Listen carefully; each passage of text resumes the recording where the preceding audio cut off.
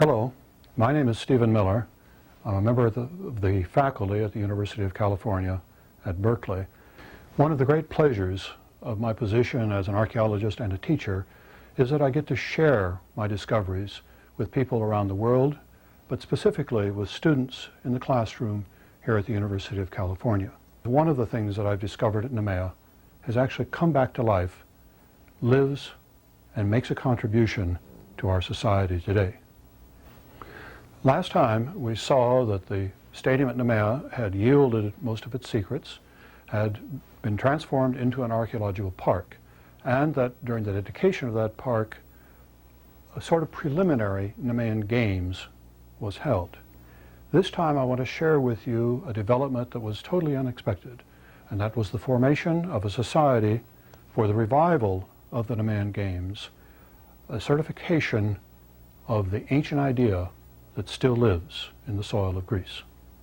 Now, these games were so successful that it was decided by the local people that they would form something called the Society for the Revival of the Nemean Games. And they would put on games in the ancient stadium. And we came together in the winter of 94, 95, just a couple months after this photograph was taken, to try to see if we could actually make this work. If we could, in 1996, have a real revival of the games. Now, what do we mean by real revival? We had two basic goals in our attempt to revive the games. One was that we were going to let everybody compete. This was not going to be for the professional athlete, only for the athletically gifted. Old people, young people, fat people, slow people, short people, tall people, anybody could compete, could be a part of the ancient athletic tradition that we have our Olympic Games from. The second was that we would be as authentic as possible. But if we're going to let everybody compete, how can we be authentic? By putting on a full-fledged program. If you have one guy throwing a discus, if you've got 5,000 people there, everybody throwing a discus once, how long is it going to take you to get through that? And then throwing the javelin, and then doing the jump, and then doing all these other events that were a part of antiquity. And what about boxing? Are we going to do it 2 by 2? That's still going to take a long time. And who's responsible for the broken nose? Is the Society for the Revival of the Nemean Games going to get sued?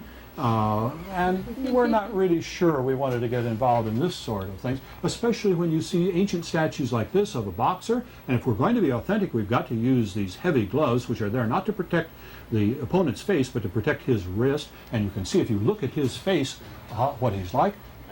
Look, this is blood from a cut, inlaid in copper in the bronze of the statue, but this is blood here under his eye and on his nose and up in his forehead. And look at that ear. Talk about a cauliflower ear in development. This is not what we really thought we wanted to do with our revived games. So we decided that we would restrict it. We also didn't want to use the pankration. The pankration is the ancient predecessor of what today I believe is called ultimate fighting. The purpose is to get your opponent into a position where he either cannot or will not continue. And anything goes except biting or gouging. You couldn't bite, you couldn't gouge, and here is an ancient vase painting where this guy has his thumb stuck in the eye socket of his opponent. This must be gouging. Here is the judge with his switch about to lash him, because this is what happened in antiquity. If you made a foul, if you false started, if you committed any sort of wrongdoing, the judges lashed you with a switch right on the spot. I think the Olympic Committee could pay attention to that as well. So instead of that, we decided to limit ourselves to races, to short distance races, where we could race 12 people at a time, because we have 12 lanes on our starting blocks. People would have the thrill of going out in their bare feet and putting their toes in the ancient grooves and running down the same track and being a part of the games, but without all of the problems of boxing and wrestling and biting and gouging. So here is our stadium now coming together and getting ready for the staging of the games.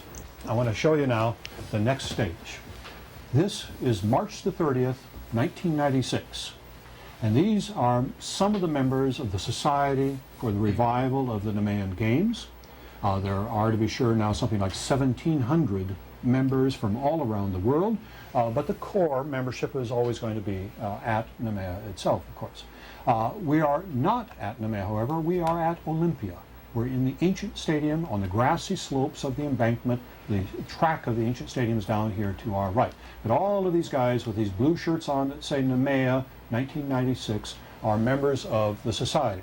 I look at here at this group, I see a farmer, an engineer, another farmer, an iron maker, a school teacher, a doctor, a pharmacist, an archaeologist. These are people from the town who have come together to try to see if they can make the Nemean Games under the terms that we talked about before, bring it back to life. I want to thank you for your attention over the last several weeks as we've looked at the history of the Nemean Games and the modern attempt to revive them. I would like to suggest to you that you get involved. If you would like to run, if you would like to be a participant in the Nemean Games on June the 3rd and 4th of the year 2000, you can send your name, your gender, your age, together with your address, to the Society for the Revival of the Nemean Games, Post Office Box 2000, Nemea 20500, Greece. If you would like to become a member of the Society for the Revival of the Nemean Games and to receive our mailings and be kept up to date on the progress of reinventing this idea, send again your name with your address and a check or money order, no cash please, for $10 or its equivalent, again to the Society for the Revival of the Nemean Games. And if you'd like to contribute, if you'd like to help with some of the expenses that we have, because our volunteers can't do everything by themselves, add an extra $1 or $2 or as much as you can to your membership check.